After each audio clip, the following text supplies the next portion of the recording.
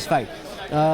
These are images of Benji Mayawati going in to vote. This is a big battle for her. Rahul Srivastava, you understand her mind well.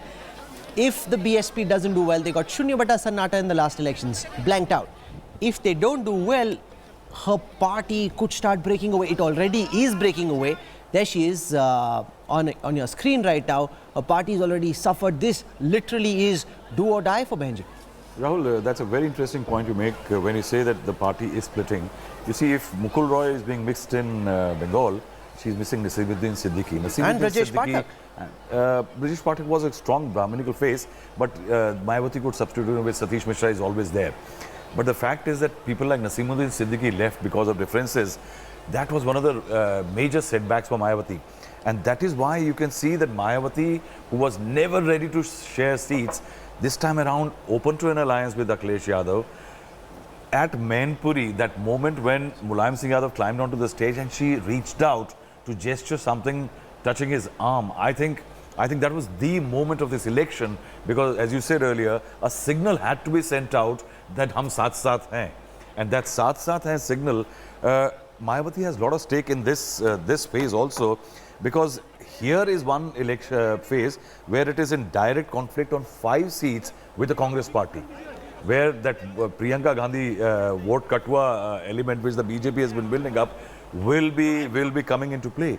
And if Mayawati has to do well, and that's why yesterday Akhilesh Yadav's comment projecting Mayawati in some way as the Prime Minister in the making was perhaps to help the BSP vote in that One region. of the subterranean messages of the Gathbandhan has been Lathi because the Yadav clan generally takes care of their cattle and therefore they move around with lathis. Hathi because that's the symbol of the BSP, and 786 because that's the number associated with Islam, 786. So you got Lathi, Hathi, 786. The coming together of these 3 communities. Sharad Pradhan, how effective is the combination? Because data put out by the India Today Data Intelligence Unit suggests that on 47 seats of Uttar Pradesh, just these 3 communities are more than 50% of the voters. Therefore, if they come together, it's a very, very strong performance for the Gathbandhan.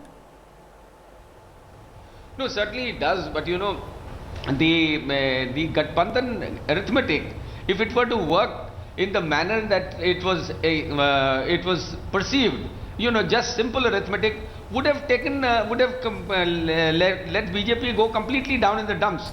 But the fact of the matter is that in some places the Gathbandhan is not likely to work. But in larger number of seats, it is working, and that is what makes all the difference. And the way they have been penetrating, you know, it also affects a large chunk, you know. Now that and Congress is virtually non-existent in most places. In many places they have dummies. There was a perception that Congress is going to dig into the Samajwadi Party vote, which is again not true, because you know, that is only referring to people referring to the Muslim vote largely, and Muslims are very careful in exercising their franchise, because they know that vote is precious and not to be wasted, and knowing that if a Congress candidate is weak in a particular place, they would go in larger numbers to the Samajwadi Party.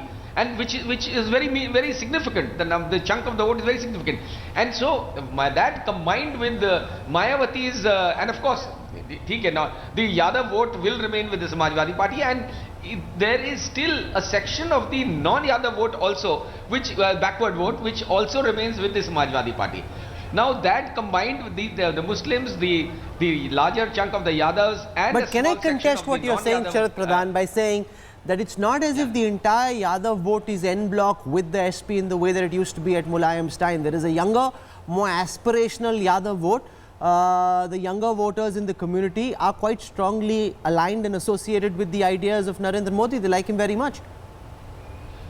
No, I think that's not true in this election. It did happen in 2014, because 2014 was a Narendra Modi wave. This time, that kind of a wave doesn't exist.